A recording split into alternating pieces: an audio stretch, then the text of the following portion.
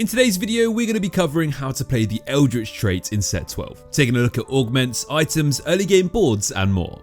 This comp uses a full Eldritch team with the highest cost Eldritch unit Briar as your main carry and Mordekaiser as your core Eldritch tank and frontliner. The strength of this comp lies in the Eldritch trait granting you an extra unit that can literally carry your entire team in the late game, and it also helps you win streak way easier early game. The only downside, however, is that your team is reliant on Briar, the legendary Eldritch unit, which isn't as reliable to hit as she's a contested 5-cost unit. The full comp uses Briar, Mordekaiser, Syndra, Nami, Tahm Kench, Xerath, Karma, Nilah and Elise. Now since 7 Eldritch is what this comp is all about, you don't really have that much flexibility when it comes to replacement options. The only replacement you could go for is getting rid of your Arcana duo Tahm Kench and Xerath for 2 more mages in Galio and Nora. And if you do this, you want to make sure you're making your Nami as your secondary carry in the late game. That's really about it though, because the 5 Eldritch trait bonus is just not worth chasing. So the only other option is to play this comp a little differently by keeping your economy high during levels 5 and 6, and slow rolling to 3-star Elise, Nilah and Syndra and even Ashe if you don't have the Eldritch emblem. Let's have a look at some items next then, and first up we want to start putting some mana items onto Syndra first, who you could potentially use for Nami later on. So slam a Spear of Shojin immediately if you can and follow up with things like Nash's Tooth or Red Buff. If you do manage to 3-star Syndra, you want to keep these ideal items on her. If not, just pop them on Nami later on instead. Then we have our 5-cost legendary unit and main carry in this comp, Briar, and she will do best with a BT, Sterak's and Titan's Resolve. But other strong items do also include Edge of Night, Infinity Edge and Hand of Justice. Before you do find Briar in the late game, you can use Nilah as your item holder. Aside from the damage, we then have our 3-cost Eldritch main tank Mordekaiser, and he can carry any tank items like Warmogs, Bramble Vest, Steadfast Heart, Stone Plate, Onyx Spark or Dragon's Claw. So immediately slam any of these if you have the components for them. For any AP leftovers, you want to put these on either of your 4-cost backliners Karma or Nami, and any leftover tank items can be popped onto your Tahm Kench. When it comes to spatulas, keep your eyes open, as having an Eldritch emblem will make it way easier for you to play higher cost value units like Tahm Kench, and you can activate the 7 trait threshold without having to wait and find Briar. Okay, now for the fun part, let's have a look at augments. And an obvious but S tier augment you should always go for in this one is any Eldritch crest or crown. It makes playing this comp so much smoother and gives you early access to the Volibear Beast from this 7 trait bonus, which helps you spike so much earlier. Then you also have the Eldritch specific augment School Mascot, which is definitely a no-brainer as it buffs up your Eldritch God with more health, more AP, strong combat ones that also buff up your Eldritch God, like Avenge the Fallen, Martyr or Inspiring Epitaph.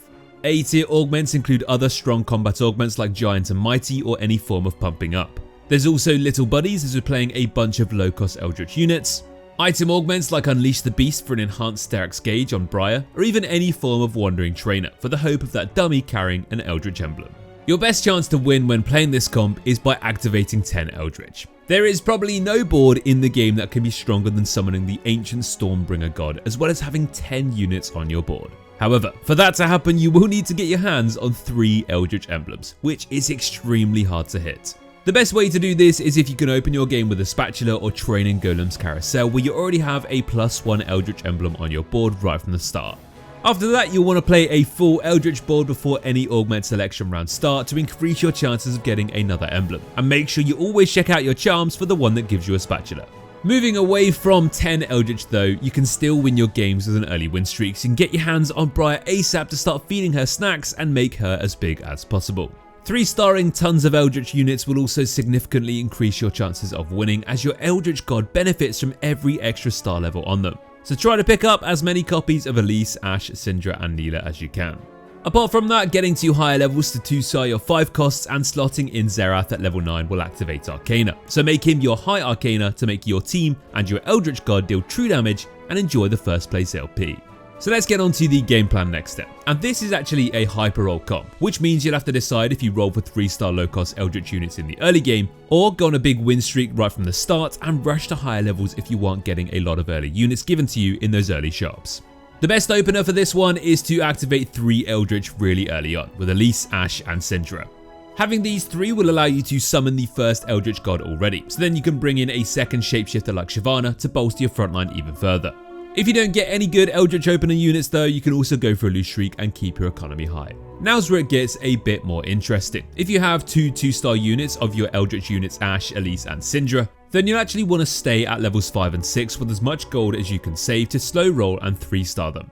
If you're struggling to find early units though and you're far away from 3-starring any of them, then simply just hit level 6 at stage 3-2 and start adding in more units to activate 5 Eldritch. You really want to make sure you always play as many Eldritch units as you can though to increase your chances of seeing those Eldritch Crest or Crown augments.